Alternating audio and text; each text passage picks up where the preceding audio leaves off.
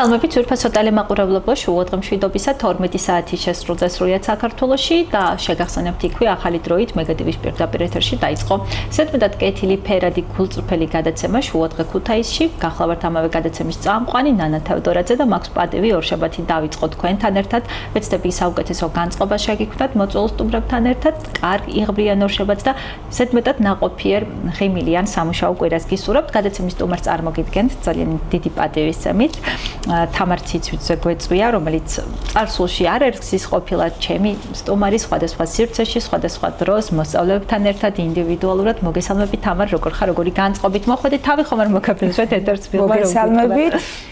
ნამდვილად არა, ჩვენთვის ყოველთვის სასიამოვნოა თქვენ სტუდიაში ყოფნა. ნამდვილად განწყობის შექმნა თუ გინდათ, აუცილებლად უნდა ესწროთ ამ გადაცემას. დიდი მადლობა, პატივია. და თან რო ვიცი რომ ეს შეფასება თქვენი მხრიდან გულწრფელია, ალბათ გულწრფელობას ანალოგი არ აყავს. როგორი სამუშაო კვირის მოლოდინში ბრძანდები რომ მითხრა? სამუშაო კვირა ფაქტობრივად დავიწყეთ უკვე დილის 9-ს ნახევარზე. როგორც ყოველთვის შემართებით აქტიურად, როგორც ჩვენ სკოლას ახასიათებს ისე შემართებით მრავალფეროვანი აქტივობებით და საინტერესო ღონისძიებებით. კი, მოდი დავიწყოთ და თავიდან დავიწყოთ საერთოდაც. მადლობა გადაუხადეთ ერთხელ მახსოვს ახლო წარსულში როცა ბრძანდებოდით ჩვენი სტუმარი თქვენს მასწავლებელს რომ რაღაც შეგაყვარათ ეს პროფესია, მაგრამ სხვა ხედვებით, აი ვინც არიან ხო ალბათ მოსწავლეები, რომელსაც სურთ სხვა კუთხით დაგინახონ.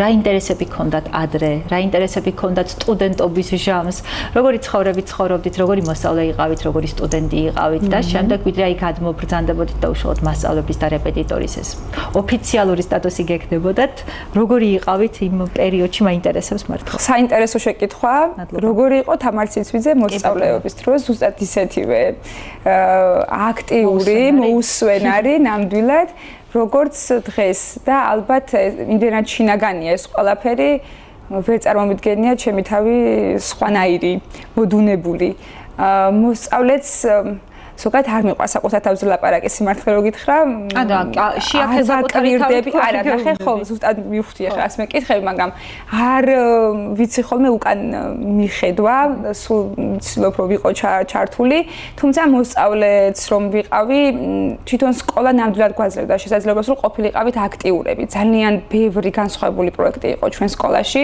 და ნამდვილად გქონდა შესაძლებლობა განვითარება გქონოდა სხვადასხვა მიმართულებით ჩემს პროფესიას რაც შეეხება აი უკვე სტუდენტობის ეტაპზე არ ყოფილა ზეგავლენა რომ მე არ მდომოდა ყოფილიყავი მასწავლებელი და ყოფილიყო ან ოჯახის ან სხვა ადამიანების ზეწოლის შედეგად თუმცა მოვიაზრებდი მეორე პროფესიასაც იურისტობას იმიტომ რომ ძალიან მიყვარს ეს სფერო და სულ რატომღაც მეგონა რომ უნდა ყოფილიყავი სახალხო დამცველი ძალიან მიზიდავდა ეს სფერო და მოსწავლეობის დროსაც ძალიან ბევრ ოლიმპიადაში ვღებულობდით მონაწილეობას, აი სამართლიანი არჩევნები რომ იყო ქუთაისში, მათ ჰქონდათ ყოველ წელს იმიტირებული სასამართლო პროცესები და ჩვენ ყოველთვის ჩართული ვიყავით აი ამ პროცესებში და ალბათ იქაც რაღაც ვიპოვე ისეთი რამაც დამაფიქრა ამ საკითხზე, მაგრამ მაინც გადაძლია მასწავლებლობის არჩევა. თამარ, კითხვი რომ უკანა ხედვა არ მიყვარს საწინ ვიყურები და მომავლისთვის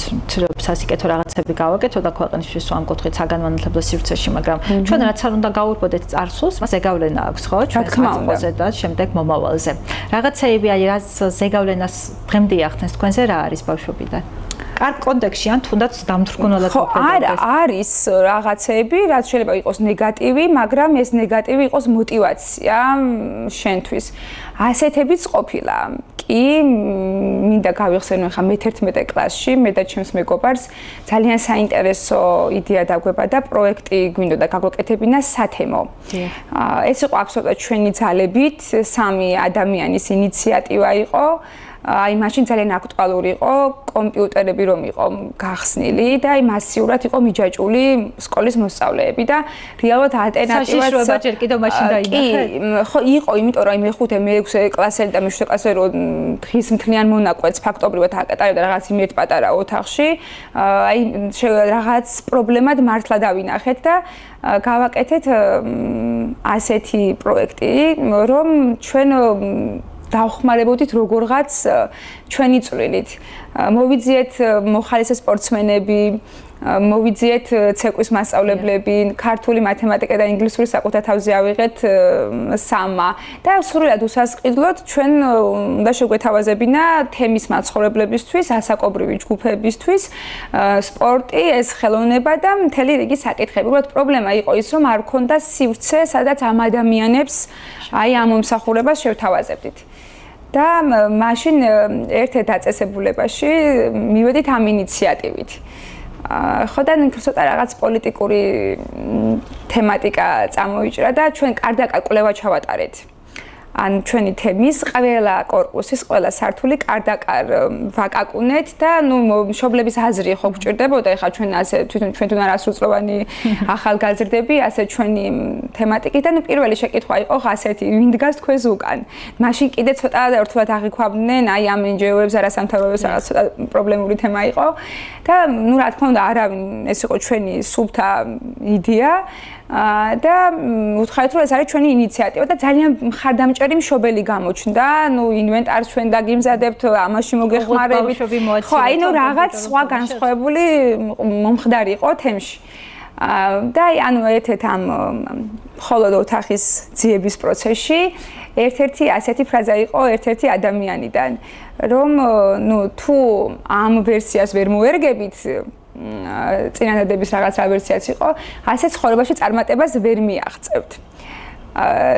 ძალიან მარტივად მოახდინა ზეგავლინა ჩემ მეგობრებზე ამ ფრაზამ, დაითგუნენ მთელი საღამო რაღაცა და მაშინ თქვი, რომ ეს იყო ჩემი ცხოვრების ყველაზე დიდი გამოწვევა ფრაზა. ხემდე რჩება თუ რაღაც შეიძლება? არა, ნახეთ და მე ბედნიერი ვარ, რომ მომეცა შესაძლებლობა ზუსტად იმ ადამიანთან ერთად მოხვედრილიყავი ძალიან აკადემიურ შეხვედრაზე და გადამეხადა მადლობა მისი ამ ფრაზისთვის. რადგან გადახედეთ ისე თუ ძალიან სასიამოვნო პირიქით მადლიერი მზერით, რადგან ჩემთვის იყო უდიდესი გამოწვევა ეს ფრაზა, რომ აუცილებლად უნდა გამეკეთებინა მაქსიმუმი, რომ ეს გაგვეკეთებინა. მართალია, ახლა ჩვენ შეიძლება ვერ მოვიპოვეთ ოთახი და სივრცე, მაგრამ აი სკოლაში ვცდილობდით მე აი სკოლის ჩავარდა ის პროექტი და ახლა ის ფორმა ვერ მიეცადა ის ფორმულირება, მაგრამ ჩვენი გზებით მაინც ვახერხებდით. თამარ, რო გაგოკეთებინა. ალბათ რამდენად მიგაჩნია რომ ადამიანის სიძლიერეზე არის დამოკიდებული, რომ შეიძლება რაღაც არასწორმა შეფასებამ ძალა გაპოვნინოს საკუთარ თავში და ყველაფერი გააკეთო მიზნის მისაღწევად, მაგრამ არის ან ადამიანები და შეიძლება რაღაც რიგ კუთხეში მეც მივეკუთვნები მათთვის დამთვრუნველად იმოქმედოს და საერთოდ ცხოვრების ხალისიც დაკარგოს. ხო, ეგეთი ეტაპი ალბათ ყველა ადამიანის ცხოვრებაში. ყველა ადამიანის ცხოვრებაში არის. არის ხანდახან გითქვამს რომ არა, მოდი ხო ბოლო ხო რაც არის ეს იყოს, მაგრამ აი იმავე წამსვე ირთვება რაღაც, რომ არა, ყველა გზაცადე, ყველა გზა ოღონ სუფთად. აუცილებლად სუფთად და არ დანებდე. არიან ადამიანები, ვისაც აქვს ეს შინაგანად არის, თუმცა მე მაინც ვთვლი, რომ აი ვიღაც მაინც არის შენ ზურგს უკან, ვინც არის შენი ხმა და გეუბნება რომ არ უნდა დანებდე. მე რომ დღეს შემიძლია ვიყო რამდენად კარგი მასწავლებელი, მე ვერ შევაფასებ ჩემ თავს და ალბათ მოსწავლეები უკეთესად და მშობლები იტყვიან ამას. მე ვთვლი რომ ეს იმ ადამიანების დამსახურება არის, ვინც ჩემს ზურგს უკან იყო და ეს ჩემი მასწავლებლები იყო და ამიტომაც მე განსაკუთრებულ პასუხისმგებლობას ვხსნობ ამ პროფესიაში. მარტო საგანი ასწავლო არ ნიშნავს იყო მასწავლებელი. ძალიან პასუხისმგებლობით უნდა ეკიდებოდი ამ პროფესიას და ვთვლი რომ ყველაზე რთული პროფესიაა სამყაროში, რადგან ერთია აკადემიურად ძერწავდე შენი ქვეყნის მომავალს, შენი ქვეყნის მომავლის პასუხისმგებლობა გაქვს და მეორეა მის პიროვნულ ღირებულებას რამდენად ღირსეულად აყალიბებ, რამდენად სწორი მაგალითი ხარ შენ მისთვის, როგორც მაგრამ დღემდე ხორცებიან მასწავლებლები, რომლებიც ალბათ მთავარი არის რომ გაკვეთილი რაღაც ის 40 თუ რამ ხანგრძლივობის არის ახლა გაკვეთილი სინამდვილეში, რომ გითხრა არც ვიცი რაღაცები სკოლა უხსოვარ დროში დავესრულე და არ მქონია ამ კუთხით გადაკვეთა, მაგრამ სამწუხაროდ არიან ხო და რჩებიან მასწავლებლები, რომლებსაც მთავარია ის რომ როგორმე გაიყვანონ და შემდეგ სულ ერთია ყველაფერი, ხო გვინდა არ გვინდა არიან. ხო, ყველა სფეროშიც არის, ხო, ასე არის რაღაც ბალანსი, ყველგან გვაქვს რაღაც, ისე რაღაცა ესე. რთულესი პროფესია, რომელიც თაობას უზრდის, ხო, ქვეყანას სამშობლოს. ძალიან რთული და sapasუხისმგებლო და განსაკუთრებით კიდევ აი ამ ახალ თაობასთან.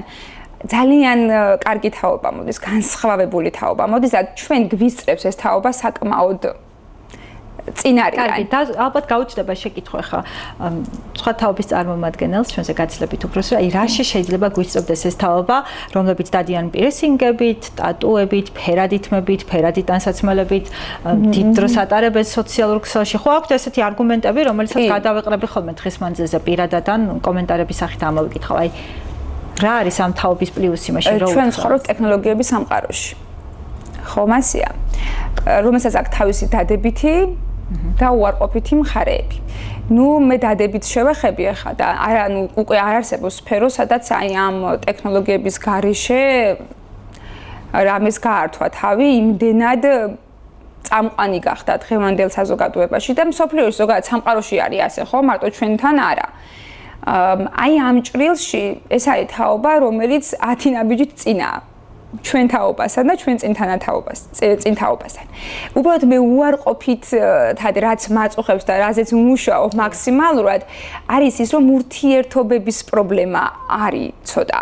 ნახეთ ემოციების გამოხატვა, გაზიარება, აი ცოტა უფრო საკუთარ თავთან დარჩნენ კი. და ეს არის სამუშაო თემა, ვფიქრობ, რომ აი უფრო ურთიერთობები მეტი გახსნილი.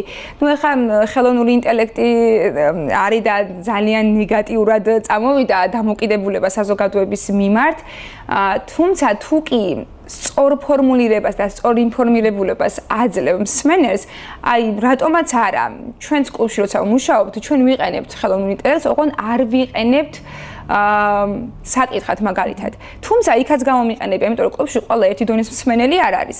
შესაბამისად ორიგინალ ტექსტზე რომ ვმუშაობთ, ხო მე მაძლევ შესაძლებლობას ზუსტად ხელოვნურ ინტელექტს, რომ მე გავამარტივო იმ სხვა მსმენელისთვის რომ მეტი გასაგები იყოს. ანუ თავად დამკვეთს უნდა კონდეს ინტელექტი რომ ხელოვნური ჩვენ პრობლემა, ჩვენ საზოგადოებაში ზოგადად ყველა სფეროში პრობლემა ერთია.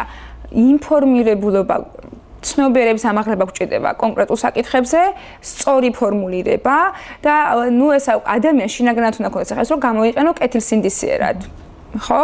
ეხლა ის რომ მაგალითად სიტყვაზე გაგვეკეთებინა სპექტაკლის აფიშა, სიტყვაზე ყველა დეტალს და ნიუანსს ვიჯექით წინა წლებში სიტყვაზე და ვმუშაობდით 3 და 4 დღე რომ აი ეს ასე უნდა იყოს ისეთ აგერ შეგიძლია ხა 15 წუთში სწორი ინსტრუქციით მიაწოდო და შეგიქმნას, ეს ხო ძალიან სწორი. ხო, მაგრამ რაღაც კუთხით რო შეხედოთ ჩვენ ფანტაზიას ხო ან დონებს, იმიტომ რომ ფანტაზიას არ ადუნებს, იმიტომ თქვენ უნდა მიცეთ, ეს არ უნდა მოსწავლოს, ნახეთ, მაგი არ უნდა მიცეთ, ის უნდა ააზროვნო და ნახე შეგიძლია დრო უნდა ასწავლოთ რომ აი შეგიძლია დრო დაზოგო ამ ნაწილში, მაგრამ აი ჩვენ რომ ეხა პროექტზე ვმუშაობთ Sherlock Holmes ხო ვისაუბრეთ ხო აი ამ საკითხზე იქ თვითონ ნაწარმოები ორიგინალში წავიკითხეთ, დისკუსიები ვქონდა, აკადემიური წელისჭრილში განვიხილეთ და მიმოხილვები აქვს თითოეულ თავის ნაწერი. საჯარო ლექციები ისმინეს პროფესიონალებიდან, ჩვენც ვიყავით უნივერსიტეტში, მოწვეული სტუმრები ვყავდა.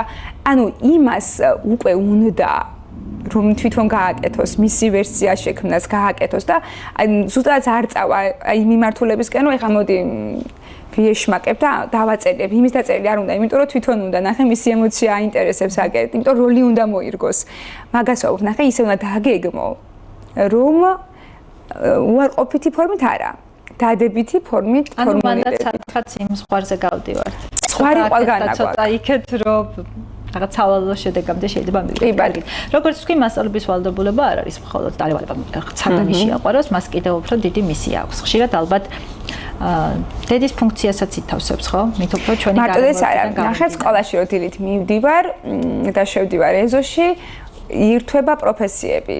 იმიტომ რომ სხვადასხვა ასაკობრივ ჯგუფში შედიხარ, ყველას განვითარების თავისი ეტაპი აქვს, ასაკობრივად, ყველა ასაკობრივ განვითარებას თავისი სირთულეები აქვს და შენ როგორც მასწავლებელი ეს ყველაფერი უნდა კონდეს ჩალაგებული ისე, რომ კი, მოირგო. რამდენი პროფესია ირთვება პარალელურად, როცა პირველ რიგში ფსიქოლოგი ხარ და ეს არ უნდა გავიწყდეს, ნომერ პირველი პროფესია მასწავლებელში იყო ფსიქოლოგი.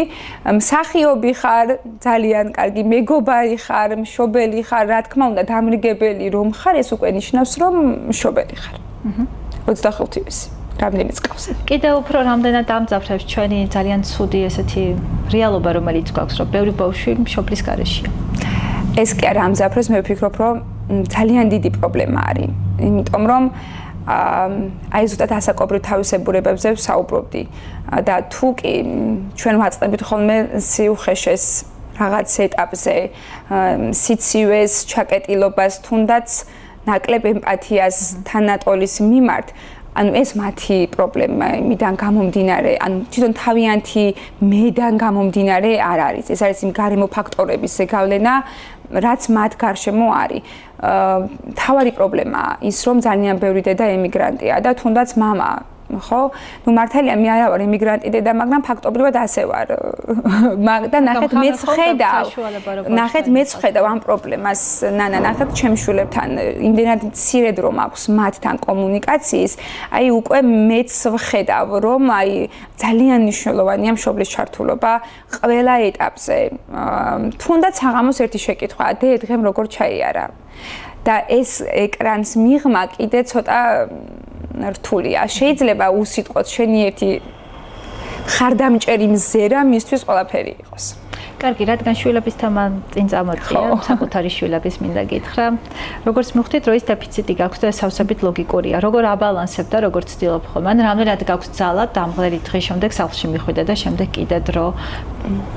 აბა შვილები უპირველეს ყოვლისა ხო მე არა ვარ დედა და არ ვიცი. ხო, ჩემ შემთხვევაში ვერ არის უპირველეს ყოვლისა, გულწრფელად ვიტყვი.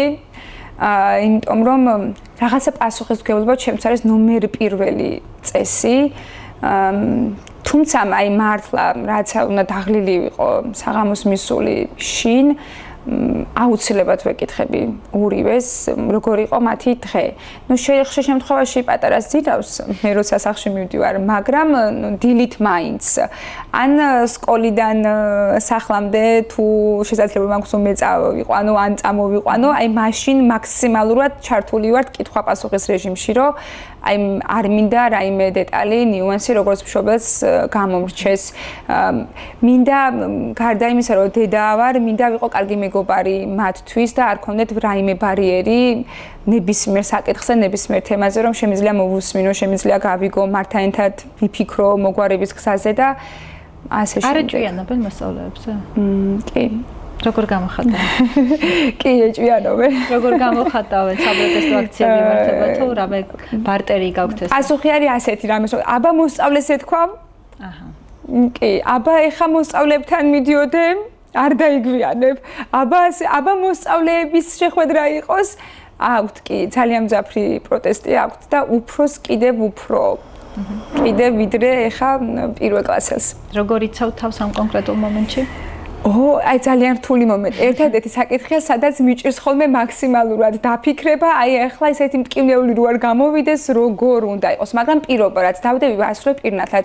მათ ექსკურსიებზე ყოველთვის ვარ. ხო, იციან რომ დედა იქნება, რაც არ უნდა ხდებოდეს, იციან რომ დედა იქნება ექსკურსიაზე. თამარ, ნამდვილად გაგიმართლა ალბათ, რომ არჩეული შეიძლება თანადგომა გქონდეს, მაგრამ ყველა ქალს არ უმართლებს. ხო, ალბათ ძალიან ბევრმა სანუკვარო ცნობებზე უარი თქვა, ამ მომენტშიც უარს ამბობს. ხო, ანუ ეს მხარდაჭერა და ეს ოჯახური იდილია რა, როგორ ხედავ ამ საკითხს, როგორც მასწავლებელი, როგორც დედა და როგორც ამ ქვეყნის მოქალაქე? აი დავიწყებ ახლა იმით, რომ არა დედა და რომ არა ჩემი მეუღლე, მე ვერ ვიქნებოდი კარგი მასწავლებელი. აი მაინც თქვი ახლა ჩემ თავს არ ვაფასებ თქო, მაგრამ ვერ შევძლებდი. იმდენად დიდი მხარდამჭერია ჩემი ყველა ნაბიჯის, ყველა ღონისძიების, ყველა ნიუანსის, ხო, ალბათ ამას ძალიან დიდი მნიშვნელობა აქვს. იმიტომ რომ შენ რომ შეზღუდული იყო, არა შაბათი კვირა ვერ გახვალ, ჩვენ გვჭირდები და რეალურად ასეა ხო, მათაც ჭირდები სახლში. ხო, არასოდეს მე არ მქონია ეს ბარიერი და ეს წინააღობა, რომ არა ჩვენ ახლა შაბათი კვირა სხვანაირად უნდა დავგეგმოთ, მე შაბათი კვირა სკოლაში ვარ და სამუშაო პროცესი გვაქვს ჩვეულებრივ, პირიქით რით შემიძლია დაგეხმარო, ეხლა რა გვჭირდება, რომელ საათზე, აი ძალიან დიდი ფუფუნებაა და ბედნიერება, როდესაც ზურგს გიმაგრებს ისეთი თანამეგზური, რომელსაც ესმის შენთვის რამდენად ძვირფასია შენი პროფესია. ხო, მაგრამ მანდაც ალბათ ბალანსია, ხო, საჭირო. ყველაფერში გიძლებს სხვა ჩახმას. კი და მადლობა აგენაც. თამარ, როგორც თქვი, არ ვაფასებო ჩემ თავს, მაგრამ გააჟღერა ტერმინი ესეთი. კარგი მასწავლებელი. ხო, ცოტა ხომახაინასთან გამომივიდა. ქონია მომენტი, როცა გაკვეთილის შემდეგ საკუთარ თავზე ბრაზდები, რომ რაღაცა მისე ვერ ჩაიარა და რა არის ხოლმე საპირწყონი, ან როგორ ზომავ, კარგი გაკვეთილის საზომი ერთეული რა არის? კი, რა თქმა უნდა, მქონია. ისე, რადგან ჩვენ ჩვეულებრივი ადამიანები ვართ, ემოციებით, პრობლემებით, დაღლილობით და რიგი საკითხებით, ხო? მაქსიმალურად ყოველთვის ვცდილობ გაკვეთილზე შესვლამდე ყველა ეს ნიუანსი დარჩეს კარებს მიღმა, მაგრამ არის ხანდახან, აი რაღაც დაგიკარგავს მაინც კონტროლი და გაბრაზებულ ხარ. აი ეს ვერ მიპატიებია ჩემ თავზე. არა, შენ არ უნდა გაბრაზდე. შენ უნდა გაიგო. კი, მქონია. ცოტა რთული წარმოსადგენია, რომ თქვენ ბრაზობთ ხოლმე მასწავლებლებს. ხო, არა, კი. პასუხისმგებლობის ხაზი, სადაც გადის ბრაზიანი ვარ ხო? მაგრამ მოსწავლეები მაინც ამას გაგებენ. ხო, ხო, რა თქმა უნდა, ეს გაბრაზება არ უნდა იყოს შეურაცხყოფელი მოსწავლისთვის, რა თქმა უნდა, უნდა იყოს სამართლიანი. და მე ნახე, ვხედავ და ვგრძნობ, რომ მოსწავლეს უყვარს სამართლიანი მასწავლებელი. რაც არ უნდა დაინახოს თავისი იქ შეცდომა თუ რიგი საკითხი, ის აღიარებს. და მას უყვარს სამართლიანი მასწავლებელი. მე ამ თაობაში განსაკუთრებით ვხედავ ამას. ყველაზე უცნაური რას გეკითხებიან ხოლმე? აი მაგალითად ამ დილით მკითხა პირველ ასმა მას თქვენ ახალი ბინა იყიდეთ. ინერად მოულოდნელი იყო ფონეტიკას ხსნიდი და განართული ვიყავი მთლიანად და მგონია რომ მისმენს და ისეთი საყვარელი ციმციბელა თვალები მიყურებდა და მე მგონია რომ ამაში მოვყვება და უცებ მას თქვენ ახალი ბინა იყიდეთ. აი უცნაური შეკითხვა იყო დილის ნამდვილად. აი ორშაბათი უნდა დაიწყო ასე. ორშაბათი უნდა დაიწყო ასე. მე ნანასთან გააგრძელო და მე ისე სკოლაში წავედი. კი, ნამდვილად. კი, ახლა ესეთი ენერგიით წავალ მეორე ცვლაში, რომ წავყვები ძალიან შემართებით ყველა იმ ხუთ გაკვეთილს, რაც უნდა ჩავატარო. თამარ, ის აქტივობები, რომელიც სასკოლო ცხოვრებისთვის ალბათ მნიშვნელოვანია. ხო, ყველაფერი რომ რუტინად არ გადაიქცეს, ჩვენც მოსწავლეები ყოფილ ვართ და რაც ალბათ პატივცემდეთ მასწავლებელს, ალბათ გჭირდება განტვირთვა, ხო, ნებისმიერ ასაკში. ასე რომ ეს აქტივობების მრავალფეროვნება და რამდენად ინტერესიანია და აზრიდებს იქ მოსწავლებისთვის და მათი განვითარებისთვის უმნიშვნელოვანესია. ამ ხრივ რა სიახლეები გაქვს? ნახეთ, ყველა გაკვეთილი უნდა იყოს ინტერაქციული. ეს არის ძალიან მნიშვნელოვანი, იმიტომ რომ მხოლოდ მსმენელი ვერ იქნებოდა და არ უნდა იყოს მოსწავლე.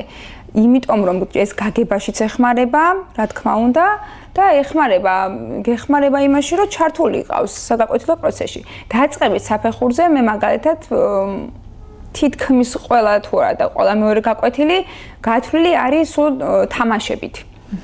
იმიტომ რომ მას არ უნდა მობეზრდეს, აუცილებლად უნდა შეუყვარდეს და ამავდროულად გააანალიზოს, რას ვაკეთებთ. სადამინგებლო პროექტშიც კი, როცა ვგეგმავ, აი არასდროს არ მინდა იყოს რაიმე არ იქა უმაღლესად აკადემიური დონე და ასაკობრივად არ შეიფერებოდეს საერთოდ თუნდაც იმ მეოთხე კლასს. აუცილებლად უნდა იყოს ისეთი და იმ დოზით და ფორმულირებით, რომ მოსწავლე აანალიზებს, რას აკეთებს. აი ამ თვალსაზრისით ეს იყო მიზანი ზუსტად იმ კლუბის შექმნის, რაც სკოლაში მაქვს. მუშაობს ყველა მიმართულებით, აკადემიურ ნაწილშიც, ფორმალური, არაფორმალური და ვთვლი, რომ აი ადგილია, სადაც უხარიათ მოსვლა და ეს ჩემთვის არის ძალიან მნიშვნელოვანი.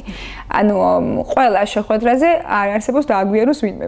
არიან ადრე პირიქით დანიშნულების ადგილზე და აი მონდომება რომ უნდათ, იმიტომ რომ ნახეთ ეს არაფორმალური ნაწილი არის ძალიან მნიშვნელოვანი სასკოლო ცხოვრებაში და ეს ეხმარება მოსწავლეს საკუთარი ძალა იპოვოს, საკუთარი თავი აღმოაჩინოს. აკადემიურ გაკვეთილზე სასწავლო პროცესში, რომელიც მიმდინარეობს, ხო, აი მაგალითად გაკვეთილის ფორმულირება, შეიძლება რაღაც ნაწილი იყოს, სადაც ვერ გაბედა. შეიძლება ქონდა ძალიან სწორი პასუხიც, მაგრამ ან კითხვა ვერ დასვა, იმიტომ რომ მოერიდა, მოდი ახლა ეს როსულელური შეკითხვა იყოს. და ამ კომპლექსებს ნახეთ, ერთხელ შეიკავა თავი, მეორეჯერ შეიკავა და უკვე დანებდა, რომ კითხვა არ უნდა დასვას, ან თუნდაც ვერ გაბედა და არ გამოვიდა პრეზენტაციის გასაკეთებლად, იმიტომ რომ აიმე ახლა აუდიტორია მიყურებს თუნდაც თანაკლასელები. აი ეს არაფორმალური ჭრილი არის ზუსტად ამ ბარიერისთვის იდეალური შესაძლებლობა იპოვოს თავისი ძალა, აღმოჩინოს თავისი თავი და რაზეც მაქსიმალურად მუშაობ კიდევ აი ძალიან მნიშვნელოვანი არის ვისწავლოთ აღიარება. შეიძლება მეც მინდა მთავარი როლი მოვირგო, ხო? თუნდაც ხო ყოფილა რომ მოსწავლეებს დროს შენს გიოცნობია რომ აი მე მეც მინდა ხა ვიყო კარნავალზე ხო პრინცესა ხო მაგრამ აი რაღაც რაც არ გამომდის თუმცა ეს იმას არ ნიშნავს რომ მე მომდევნო წელს არ შემიძლია არ ვიყო ანუ მე შემიძლია ვაღიარო აი ამ შესარჩევზე ახლა დავინახე რომ ეს მისია ბუნებრივად გამოუვიდეს რაღაცა. თუმცა მე შემიძლია ვიმუშაო და მეც მივიდე ზუსტად იმ შესაძლებლობამდე. იგივე ხდება კონფერენციებზე. არის ძალიან ძლიერი მოსწავლე, იდეალური ლექსიკით, თუნდაც ფონეტიკით, მაგრამ აქვს ბარიერი აუდიტორის წინაშე რომ გამოვიდეს, ხო? აი ამიტომ ხარ მასწავლებელი, ეს უნდა დაინახო. ის სადიმალება ნაჭუჭში და კი არ უნდა უთხრა რომ პირდაპირ აი არა შენ არა უნდა შეუქმნა გარემო რომ მან თავისი თავი დაინახოს კი და დაინახოს და დაიჯეროს რომ შეუძლია ეს კლუბი რამდენი წლის არის ასაკობრივად მე-4 წელია ანუ მე სკოლაში რომ დავიწყე მუშაობა იმ წელს თან დავიწყე ქვია რაიმე კონკრეტული სახელი კი Been with Books ქვია ინგლისურად ქართულად ცოტა არ გადმოდის ზუსტად ნუ გასხივოს და წიგნთან ერთად 100 არის ლოგოც ასეთია წიგნიდან ამოსული ოქროსფერის სხივები და ანუ არ არის მხოლოდ ლიტერატურული კლუბი მუშაობთ ბევრი სხვა მიმართულებით აი ზუსტად თუნდაც ამ ჭრილში სკოლის წარმატებული მოსწავლეებს ჩვენ წამახალისებელი საჩუქრებით ვილოცავთ ხოლმე თანატოლები ვილოცავენ თავად და ეს ძალიან მნიშვნელოვანი ნაბიჯია არ უნდა დაიბოღმოს მოსწავლე იმიტომ რომ მისი კლასელი წარმატებულია პირიქით ამით უნდა ამაყობდეს და უნდა ხედავდეს რომ შრომას ყოველთვის აქვს შედეგი რომელი კლასის ბავშვები არის დაკომპლექტებული კლუბში ძირითადად არიან საბაზრო და საშუალო საფეხური მე-9-მე, მე-11 კლასია. საინტერესოა მათი შეხვედრა და რაღაც დიალოგი. ძალიან, თან კლუბში ნახეთ მხოლოდ ერთი კლასი არ არის, სხვადასხვა კლასი არის, ამასაც თავისი გათვლა აქვს, ანუ იმ თანატოლებთან, და მე ჯგუფებში როცა კიდე მუშაობა უწევთ თავიანთ საქმიანობაზე.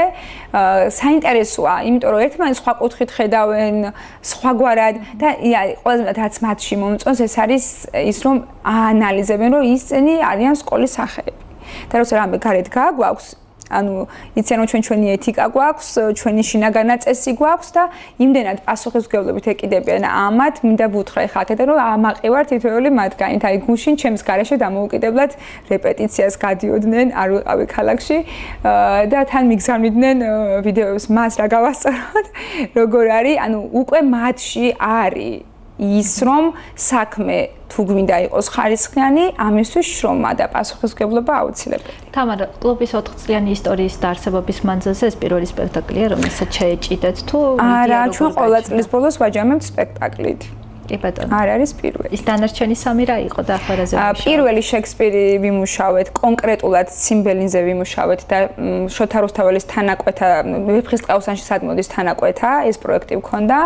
მომდევნო წელიც შექსპირი იყო და მეფე ლირი, რომეო და ჯულიეტა და ჰამლეტის გაერთიანება ვქონდა, აი ნიკო ნიკოლაძის სახლ-მუზეუმის ღია სცენაზე, იქ ვქონდა, ვიმუშავეთ. დიკენსის საშობაო სიმღერა ვქონდა ჩვენი ვერსია და ახლა შერლოკ კონან დოილის შერლოკ ჰოლმს. რეჟისორი ვინ არის? რეჟისორი თქვენი მონამორჩილი. თამარ ციცუძე, თუმცა უნდა ვთქვა, რომ კლუბის თითოეული წევრი ჩართულია აქტიურად ყველა ნიუანსში. ჩვენ ერთად ვგეგმავთ სცენარის ყველა დეტალს, მხატვრულ გაფორმებას და საერთოდ ეს ჩვენეული ვერსია არის, არ იქნება კლასიკური არც ფილმისეული და არც სპექტაკლისეული. პერსონაჟები რა თქმა უნდა იქნებიან, ვინც არიან ნაწარმოებში, თუმცა აბსოლუტურად იქნება ჩვენი ხედვა და აუცილებლად მოგიწევთ ჩვენს სპექტაკლს. მადლობა. პრემიერა როდის არის დაგეგმილი, სად ითამაშებთ? პრემიერა დაგეგმილი არის ივნისის პირველ ნახევარში, 6 ივნისს ძალიან დიდი კონფერენცია არის ჩვენ სკოლაში დასავლეთ რეგიონის მასშტაბით და აი ამ დიდ საქმეს რომ მოვილებთ 10 ივნისისთვის ვიგეგმებით უცხოეს კონსულტებით და თარიღებს მათთან ვაზუსტებთ და როგორც კი დავზუსტებით მოსაწვევსაც არ დავაყოვნებთ. დიდი მადლობა. სად ვითამაშებთ ესე ნიკო ნიკოლაძის სახლ-მუზეუმის ღია სივრცეს? არა, ვფიქრობთ ამჯერად ქუთაისში დავრჩებით. სამწუხაროდ ჩვენ არ გვაქვს აქტო დარბაზი სკოლაში და სხვა სივრცის მოძიება მოგვიწევს და მაგ დეტალებზეც მუშაობთ და იმედია გამოგვივა ისე როგორც ჩვენაფიქრე. რეჟისორის ამპლუაში თავს როგორ გრძნობთ? აი მე ძალიან საპასუხისმგებლო საკითხია. თუმცა მათთან ერთად ვფიქრობ მუშაობთ. ჩვენ შესაძლებელია ხება როგორ ზობა ხოლმე რამდენად ნიჭიერია და ვის როლის მორგება შეუძლია. კასტინგებს ერთად ვაკეთებთ, ირგებენ, იმიტომ წაკითხული გვაქვს, ფილმზეც ვიყავით, ვნახეთ და მე დისკუსია ვქონდა საკმაოდ ხანგრძლივი რიგ საკითხებზე.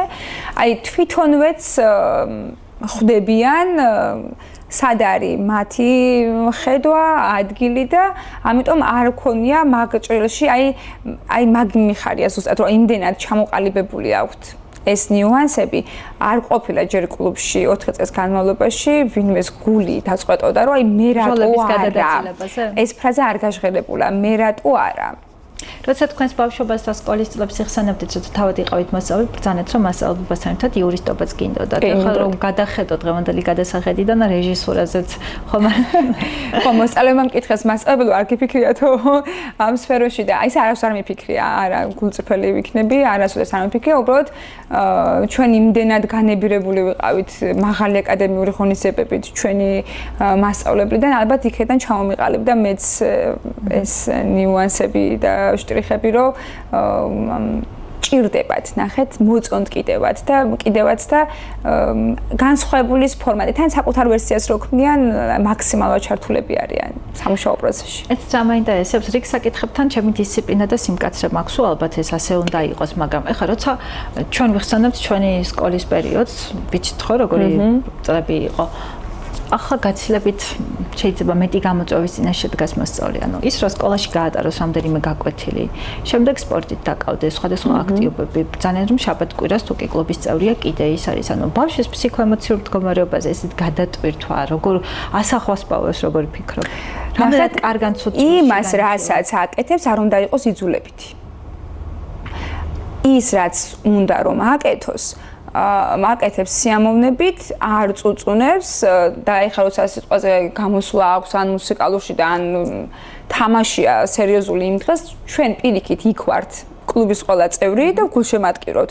ანუ რა თქმა უნდა, ამას ვაანალიზებთ და ხვდებით, რომ რაღაც იმ დღეს მნიშვნელოვანია, ეს იმას ნიშნავს, რომ ჩვენც მათთან ერთად ვართ.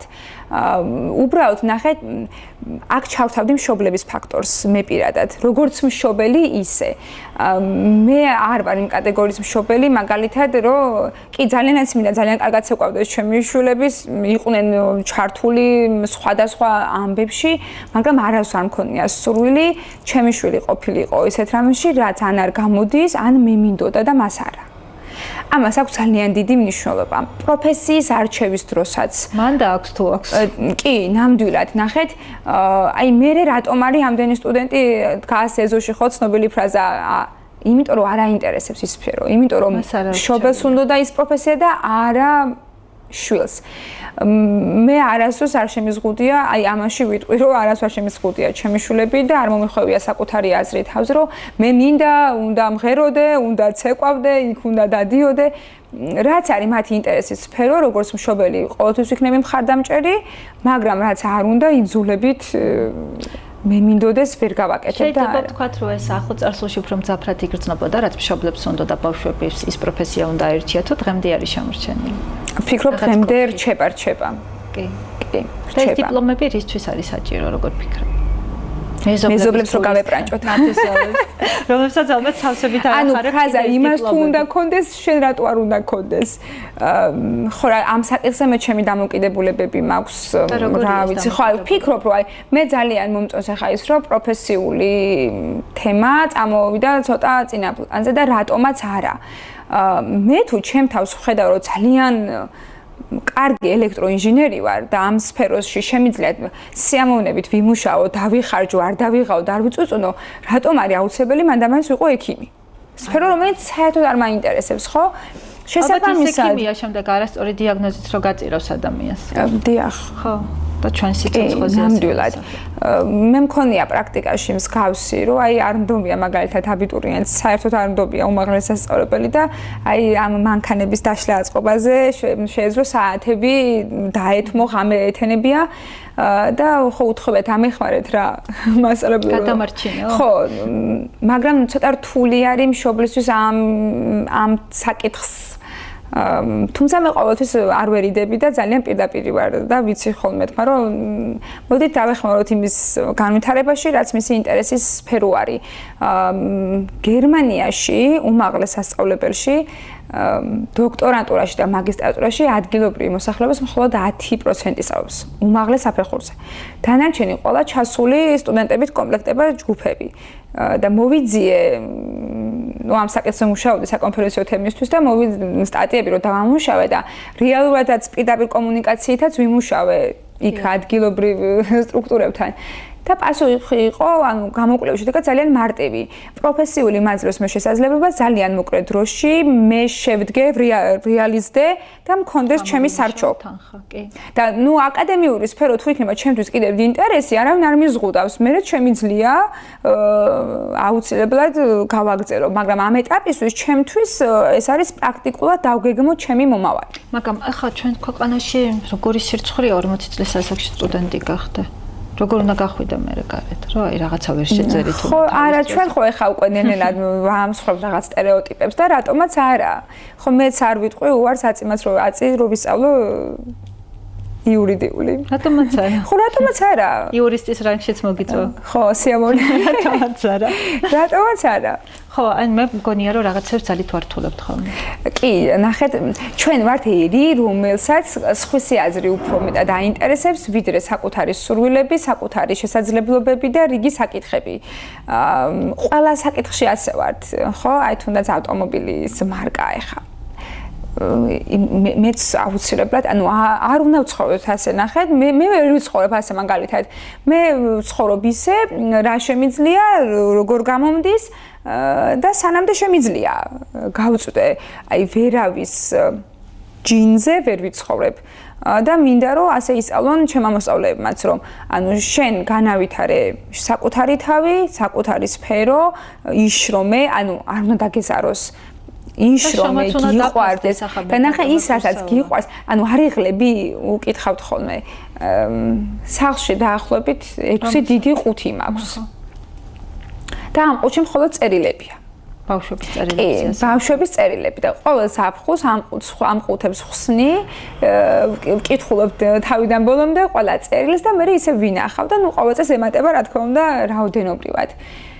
რა თქმა უნდა, როგორც ადამიანი ვიღლები, მაგრამ როგორც მასწავლებელი ვერ ვიღლები. იმიტომ ჩემთვის არის უდიდესი ძალა, უდიდესი мотиваცია. აი თითოეული მათი შეფასება, თითოეული მათი სიტყვა. ხანდახან ესეც საოცრებას დაგიწერენ ხოლმე, ხო, ცრემლის გარეშე ვერ წაიკითხავ. რომ დაგეკითხოთ, თუ გახსოვს რომელიმე ფრაზა, ცხადია მოსწავლის სახელს არ.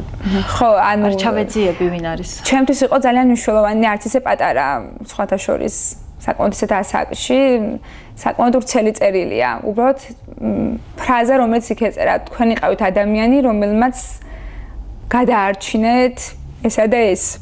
თქვენ ხართ ჩემი ცხოვრების მთავარი მოტივატორი, რომელმაც მიბიძგეთ, მეპოვა საკუთარი თავი. ამ სიტყვა ეს არის, ნახეთ, ამდენად სასიამოვნო, უდიდესი პასუხისმგებლობაა. იმ შენი ხვალინდელი დღის იმოსწავლეების და იმ საკლასო ოთახების, სადაც შედიხარ. იცით რა მაინტერესებს, როგორც თქვით, ჩვენც ადამიანები ვართ, მათ შორის წამყვანებიც. რა თქმა უნდა. ხო.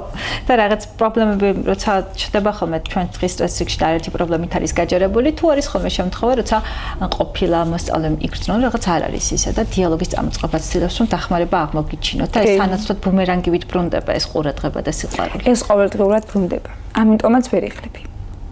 უფლებაც არ გაქვს რო გინდოდეს. არც გაქვს, იმიტომ ამობ ეს არის პროფესია, სადაც ვერ მოდუნდები. თამარ, როგორ ხედავ იმ საკითხს სასკოლო ფორმების დაბრუნების თემას? იცით, ძალიან ბევრი კონტრარგუმენტია, იმდენი პრობლემა არის, რომ საგანმანათლებლო სივრცეში აი რა უნდა მოაგვაროს სასკოლო ფორმების დაბრუნება. მე ჩემი დამოკიდებულება მანდაც მაქვს. ხო, მე არ მომწონს ერთი ის, რომ ყველა სკოლაში ერთი ფორმა უნდა იყოს, ეს არ მომწონს და ვამბობ ღიად.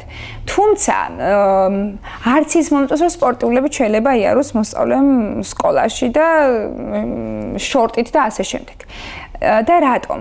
ნახეთ, სკოლა, ჩვენ სადმე როცა მივდივართ თეატრში, თუნდაც ხო, ან კონცერტზე, ხო არ მივდივართ ხალათით და საღამოურებით. ანუ ვცდილობთ რომ ვიყოთ ისე, როგორც შეეფერება იმ გარემოს. სკოლაც აკადემიური დაწესებულება არის და რამდენადაც არ უნდა გაგვიკვირდეს, აი როცა გვაცვია ისე აკადემიურად, ჩვენ ვიაზრებთ სად ვართ. ეს ფსიქოლოგიურად აუცილებლად მოქმედებს მოსწავლეს ქცევაზეც, განწყობაზეც, ხასიათზეც. მე ვთვლი რომ კარგია. მე მაგალითად მივესალმები მომწონს, ოღონდ არ მომწონს რომ ყველა სკოლას ერთნაირი ფორმა უნდა ქონდეს, იყოს რაღაც თავისუფლება იმაში, რომ სკოლამ თავად შეარჩიოს დიზაინიც და რიგი საკითხებიც, აი ამ ნაწილში ასეთი დამოკიდებულება მაქვს, თუმცა ის რომ სკოლაში ფორმა ეცვეთ მოსწავლეებს, ეს საკითხი მომწონს. ხო, იმედია ზედმეტად დიდი ხარჯი არის კონკრეტულად. ნახეთ, ახლა ხარჯი იმდენია მაინც, როცა იძენ სასკოლოდ, ტანსაცმელს არ ამგონია იმ ხარჯს გაცდეს. გაჩნია ალბათ. ხო, თან მე ვფიქრობ, რომ ცოტა ბალანსი, აი სიტყვა ბულინგი აქტუალური რო არის, ამ ჭრილშიც რაღაცნაირად დაგვეხმარება. იმიტომ რომ ხო ისევე როგორც ახლა გაჯეტებთან მიმართებაში ბოლო მოდელის ტელეფონები და რიგი საკითხები, ისე ჩაცმაზეც იმდენად מחვილდება უკვე ყურადღება და იმ დიზაინერთან, ამ დიზაინერთან და ბანკეტის თემატიკაში კიდე სხვა ფაზაში არის. და დრეს კოდი ბანკეტზე. არა, ბანკეტზე ხა დრეს კოდი ნამდვილად ადამიანს თავისუფალი არჩევანი უნდა კონდეს და როგორც უნდა. ანუ ბავშვებზე დამთქონა და აისახება, რომ ვიღაცას ძალიან ძვირად ღირებული smartphone-ი აქვს და ვიღაცა შეგასწავლება. აისახება, ჩვენ მე პირადად არასდროს არ მქონია მაგაზე გართულება და არც ჩაცმაზე და არც შემშულებიდან მიგრძნია დამოკიდებულება, რომ კომპლექსი აქვს ახლა სიტყვაზე აქვთ თუ არა აქვთ საერთოდ, მაგრამ აი სოციუმში არის წაწყდებით. არა მხოლოდ მაგნაწილში, აი ჩაცმულობაზეც აქვს ეგავლენა და შესაბამისად რაღაც ეტაპზე რაღაც ბალანსს მაინც ფიქრობ, რომ გამოიწვევს. კეთილი, ვნახოთ რომ გადაწყვიტოს. შევაჯეროთ ჩვენი დღევანდელი შეხვედრა, კლუბთან ერთად თქვენი მიზანი რა არის, თქვენს მოსწავლეებს რა ეტყვით და ზოგადად მათ ვისაც ვინც ახლა ფიქრის პროცესშია, გახდეს თუ არა მომავალში მასწავლებელი. გამოცდილება რაც დაგიგროვდა თქვენს პოტენციურ კოლეგებს რა რჩევებს მისცემთ? დავიწყებ კლუბის მიზნებიდან, კი ბატონო. ჩვენი კლუბის მიზანი დაარსებიდანვე იყო მოსწავლეებში საკომუნიკაციო უნარების გაღრმავება ინგლისურ ჭრილში და პირველი მაინც იყო საკუთარი თავის აღმოჩენა და მიზანი რჩება მიზნადვე, რადგან ჩვენ კლუბში არ გვაქვს ბარიერი კონკრეტულად რომ აუცილებლად უნდა იყო 100-ანი მოსწავლე რო კლუბში იყო, ან ინგლისურს უნდა ფლობდე რომელიმე კონკრეტულ დონემდე რომ მოხვდე კლუბში, შესაბამისად ეს ბარიერი არ აქვს კლუბს. ამიტომ ისევ აგრძელებს თავის მიზანს იმ ჭრილში, რომ ჩვენ უნდა აღმოვაჩინოთ კიდევ უფრო მეტი მოსწავლე, მივცეთ შესაძლებლობა იპოვოს საკუთარი თავი, მოახდინოს რეალიზება, თუმცა უკვე ვისაც აქვს ეს შესაძლებლობა და ნიჭი დავეხმაროთ კიდევ უფრო წინ წავიდეს, კლუბის მისია მაინც ეს არის და ამ მიმართულებით მუშაობს, რაც შეეხება მომავლის მასწავლებლებს ამ პროფესიაში. მე მხოლოდ ერთი რამე მინდა ვთქვა, თუ ბავშვი არ გიყვარს, თუ ნებისყოფა ღალატობს, მაშინ ეს პროფესია არ უნდა ირჩიო. ასე რომ სანამ რაიმეტების გადაწყვეტილებას მივიღებთ, ასჯერ გავზობოთ და ერთხელ გავჭრათ. კი, აუცილებლად. ეს არის ძალიან საფაქიზო პროფესია, სადაც მინდა არ არის საკმარისი. შინაგანად უნდა იყო მოწოდებული ამ პროფესიისთვის.